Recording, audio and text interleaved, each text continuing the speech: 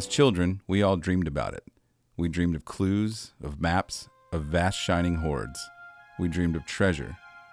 For most of us, the closest we'll ever come is finding a $20 bill on the ground, but even that elicits a moment of euphoria. Somewhere between the West Midlands and England and Wales, this childhood dream has come true. After receiving a century-old piano as a gift, its new owners took it to a local shop to be tuned and repaired.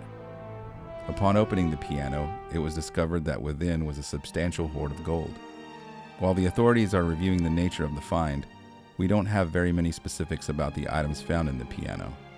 We do know that the treasure is significant enough to have caused an uproar among archaeologists and museum representatives when the current owners reported it to the Ludlow Museum Resource Centre.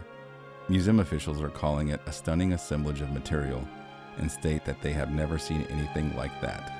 On January 12, 2017, an inquest was opened to decide if the find can be classified as treasure or if an heir must be found. The inquest won't be complete until March 2017. Why is this process so complicated, you ask? Well, despite the rarity of a find like this, the legislation does exist on the subject. In the case of our piano full of gold, treasure must meet the guidelines of England's Treasure Act of 1996. The object must be at least 300 years old and must be substantially made of gold or silver, have been deliberately concealed by the owner with a view to later recover. The owner, or his or her present heirs or successors, must be unknown. Be one of at least 2 coins in the same find with a precious metal content of at least 10%. If the precious metal content is at less than 10%, the object must be one of at least 10 coins in the same find. But enough about them. What about you? Are you already on the way to the backyard with your shovel? Are you watching this on your phone, making plans to go to the antique store? What happens if you beat the odds and find your own hidden treasure trove? Laws in the United States vary by state, but there are some general conclusions to be drawn. Don't treasure hunt on public lands belonging to the government.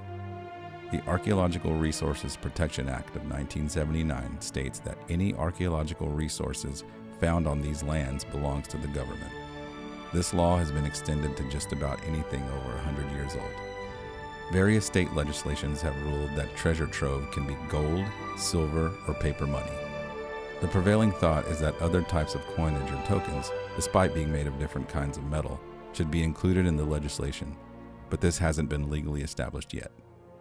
Exactly how old an object must be to be considered treasure is unclear, but court rulings have defined it as both after a point that the original owner is unlikely to claim it, or after at least a few decades.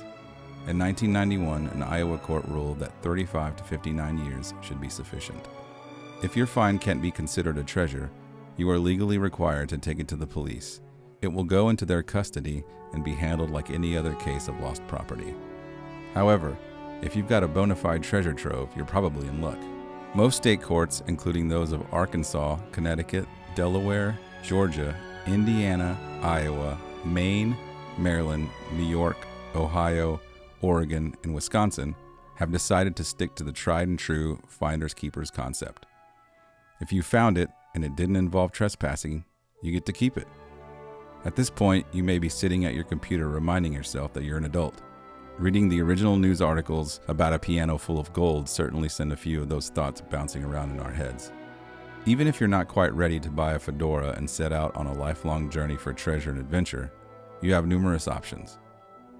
Would you like to keep your treasure hunting part-time and have some precious metals of your own to appreciate and value while you have your fun? Want to be the best mysterious relative ever and hide some of your treasure for your family to find one day in the future? Or do you simply wish to leave the treasure hunting in the storybooks and invest in one of the world's most constant markets? Whatever your level of adventure, you're in good company. If you like this video, please give it a like and let us know what you think in the comments. We'd love to hear your feedback.